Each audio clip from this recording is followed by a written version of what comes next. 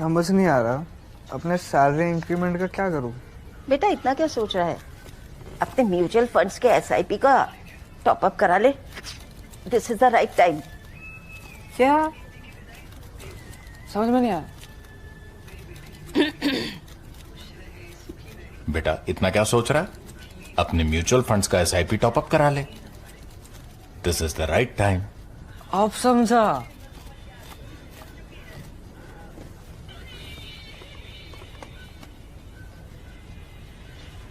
Mutual fund investments are subject to market risks.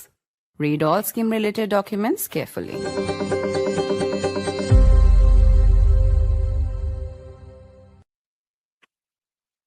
There is outrage in India after it was revealed that an Indian citizen from Arunachal Pradesh was detained and harassed for 18 hours at the airport in Shanghai.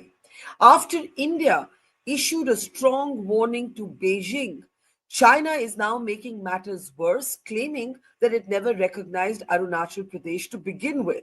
This after India made it very, very clear that Arunachal Pradesh was and is indisputably a part of India. This happened after Prema Thongdok from Arunachal Pradesh, an Indian citizen who works and lives in London, was detained for 18 hours in Shanghai. In a moment from now, we'll be talking to her to hear firsthand the harrowing experience that she went through. I'm Barkha Dutt. You're with the Mojo story. On the program today, the ordeal faced by a private citizen, Prema Thongdok, has led to a major diplomatic battle between India and China. Prema Thongdok shared the harrowing experience, the nightmarish experience that she was subjected to at the airport in Shanghai, where not just was she detained for 18 hours, but she was told that her passport, which is Indian, is not valid. And an officer at the airport even told her that she should be regarded as Chinese.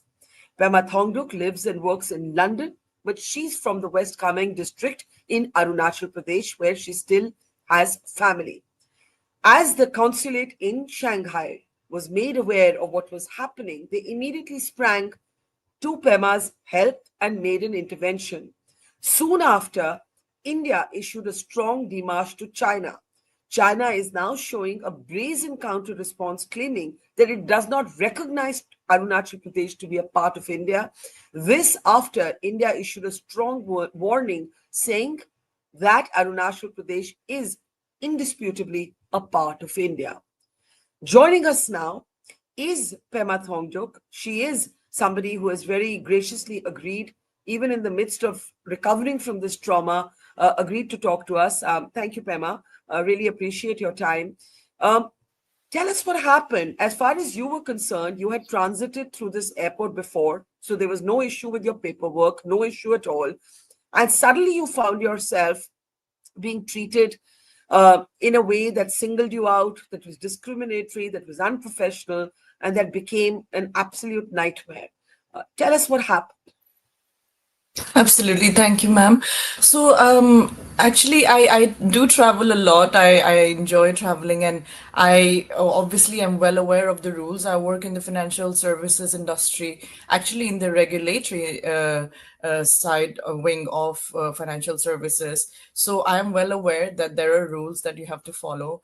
And that's the nature of my job as well, where I advise clients on financial matters and regulations around that. So because it was my first time transiting through China last year, in the 16th of October, in fact, 2024, I thought, it's worthwhile, even if Google, when you Google, it says that you don't need a transit visa. I wanted to be sure, and I called up the Chinese embassy, and they confirmed that as long as your travel is well within 12 to 24 hours, I don't exactly remember how long, because my transit was only going to be 2 or 3 hours anyway. And I did so travel very conveniently last year, and there was no issues, no questions asked. So this incident that happened a couple of days ago on the 21st of November, when I landed in Shanghai, seems just like a pick and choose harassing moment for me, because obviously I had followed the same route before. And I went past the immigration gates quite easily and was stood in the queue for the security check when one of the immigration officers from Shanghai airport came and asked me to come out of the line and basically singled me out of the queue and took me to the counter, immigration counter, the manual counter. On numerous questioning,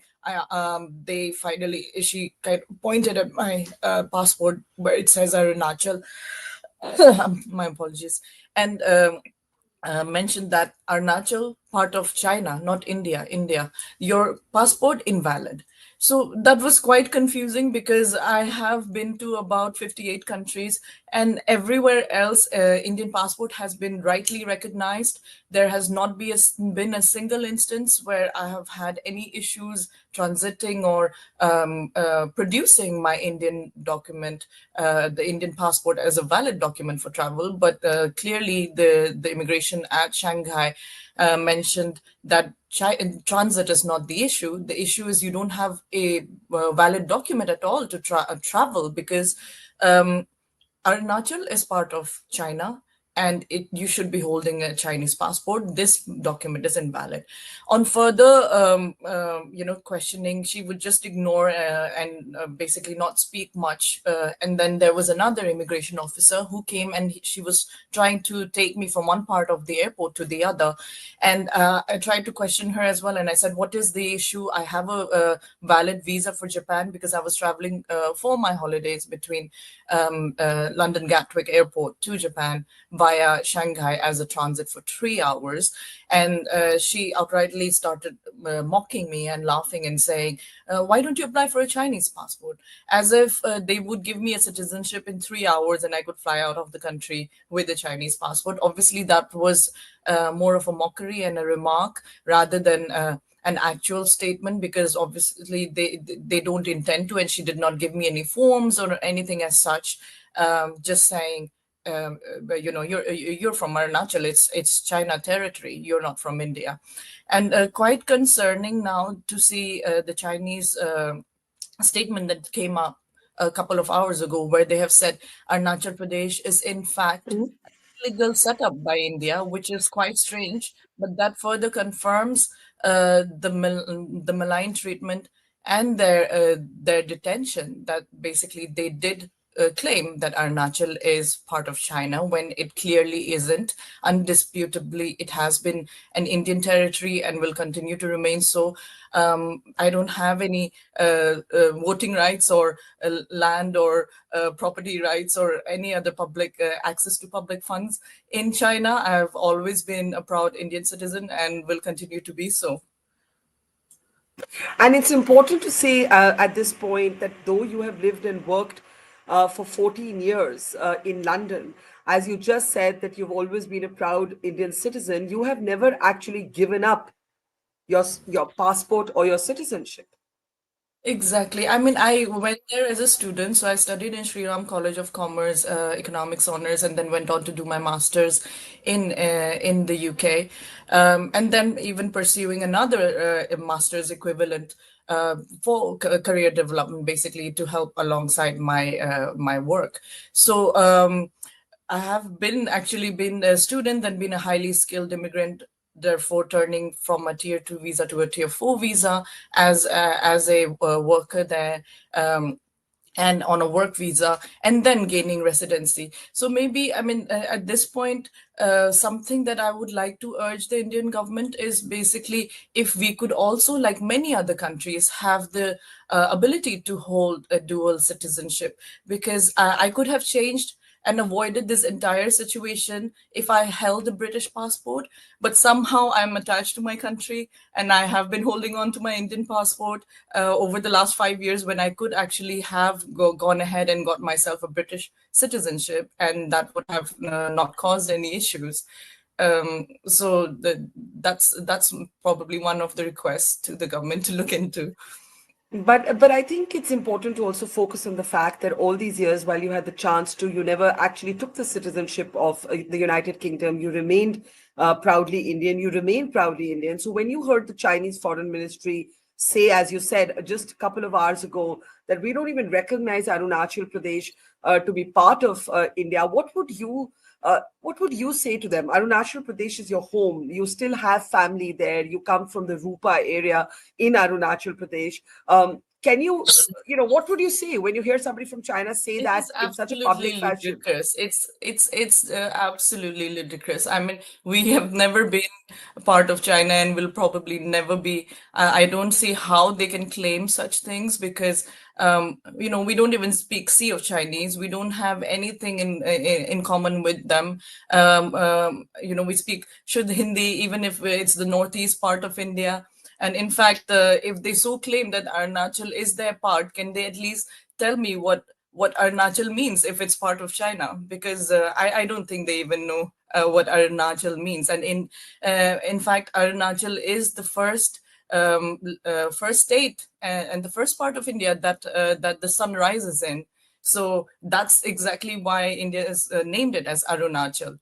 So it's quite a ludicrous comment. I think it's just claims, and there are no facts to it. There was no proper documentation they provided to state how and at what point in time Absolutely. had India given up Arunachal to them. Never. Not happen, never going to happen. Let me ask you this. How did you manage to get out? I know that you also said that there was no Google because it was China. The usual internet apps were blocked. Your access to information was also limited. How did you manage to reach the Indian consulate in Shanghai? They detained you for 18 hours after you'd already been traveling many hours. You were not given access to food. You were treated basically, like dirt. You were not treated properly.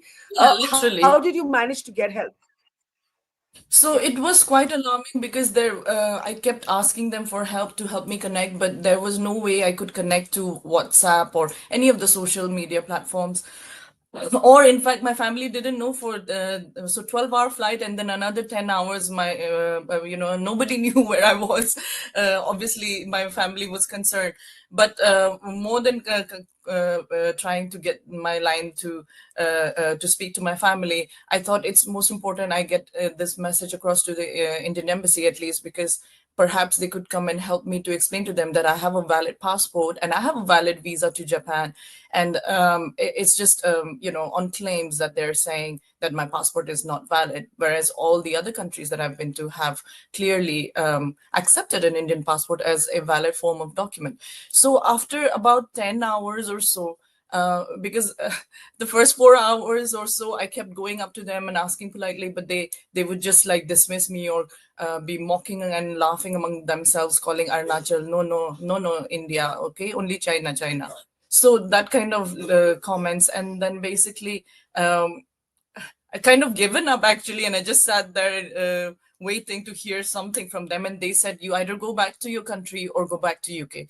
Now it's completely inhuman. After 12-hour flight, holding me up to 10, at that point around 12 hours, and then asking me to take another flight 12 hours back to UK. So obviously the most plausible option for me was to head back to India. But on what grounds? Because I have valid visa, I have the ability to move across. I think there's also something called the Montreal and Chicago Convention, which basically are around the aviation rules. And there was nothing they could actually show me in written, or basically a law that says that Indians born in Arunachal cannot transit. So, and obviously they held my passport for the entire time and wouldn't give it back to me. So I called friends in London, and basically they helped me to look up Google for Indian Embassy. And I contacted the Indian Embassy, and very kindly IFS officer Mr. Rajat and his team came over within an hour of the phone call. They in fact even got me food, which was very kind of them, because I had been detained for so long that there was no access to food, or they wouldn't even let me go to the the airport terminals where I can buy food. And it was even after the Indian officials came, they were very persistent. They would not listen to them and not let them agree to letting me go forward on my onward journey, to the extent that They in fact forced me to buy tickets for India via China Eastern Airline only, which was like 2-3 times more the They forced price you to as buy tickets to India via China. China I Eastern mean, you only. were So already in that's the China, but airline. yeah, sorry, yeah. They forced you to basically So travel a Chinese airline to get to India. China Eastern Airline, yes. So there were so many other tickets, much cheaper, and I said, as long as I'm out of the country, that should be okay. But they specifically said you have to go back to UK or to India, and they forced me to buy only China Eastern Airline. Now, the funny thing about this whole ordeal is, it was China Eastern Airline that I flew with from London. So if at all they had an issue with my passport, they should have helped me at London airport, not made me fly there and then detained me for 18 hours. So it's a negligence and a due diligence problem from the airline itself as well. And how can you trust an Indian As an airline that Yeah, made a mistake in absolutely. the first place to As an use that Indian, airline again? yes, sorry. As an Indian, going through this bullying and humiliation, really, did you feel scared or did you feel angry or a mix of both? I didn't feel scared. It just was a very confusing and a humiliating event, because to call my homeland, where I've been, where we sing Janagana Man since we were born, and I've always only known my homeland to be part of India, and to have all of that you've grown up with taken away in a moment with false claims by China is absolutely ludicrous. Like, it's not acceptable. I don't know on what grounds they can hold an Indian national holding a completely valid Indian passport and be dismissing them on grounds of where you were born, especially when I'm not even a resident of India, and especially when I'm not even an important person or a government official to be able to make any comments on such an important diplomatic issue. It's a geopolitical issue. You're talking about land and moving boundaries in a flimsy, like it's nothing. It was just very confusing and very disturbing at the same time, that how can you expect such important matters to be discussed with a normal citizen, when it is a very big diplomatic matter, which they should, if they have an issue, should speak to the government. Absolutely. Well, I just want to ask you in the end, you have also said that you should be compensated for the distress you have been put through. Are you planning to sue China or the Chinese government or the Shanghai airport? I actually have no idea how, but if it is possible, I would like to explore the option. Uh, but yes, I think here it's more than the financial loss. It's also, how excited you are about exploring a new country, and you just get caught up. And obviously, the kind of humiliating comments and unprofessional behavior of the staff, both at the China Eastern Airline and the immigration officers. I don't know how it can even be compensated, but of course, if there is a way to basically get a compensation, that's not my aim here. In fact, I my know. aim It's here the is just principle. for. It's the principle. It's the principle. Exactly. But And a lot of it's quite shameful and painful for my family, because I'm okay with people trolling on the internet, but they have been writing so much stuff about, like, she's only trying to make I don't know, compensation or oh, seeking government help. I mean, it doesn't affect me, but affects my mother, and that is quite painful, because all I'm doing is to raise awareness and to fight for Indians who are traveling across the world. There's yeah. so many of us highly skilled individuals who travel for work or for, even for leisure.